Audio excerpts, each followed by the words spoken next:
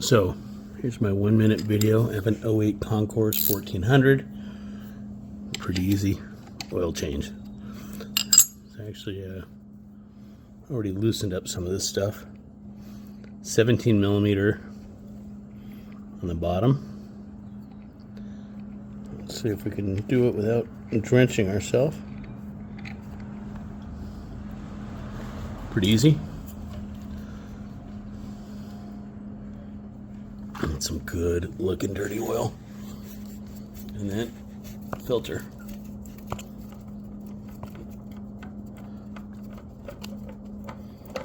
Again, I loosened this stuff up so it's coming off pretty easy.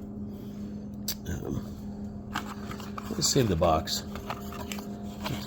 Put the filter back in the box. There's something satisfying about that. This time I'm using I had a Fram Extra Guard. This time I'm putting a Wix on it. And then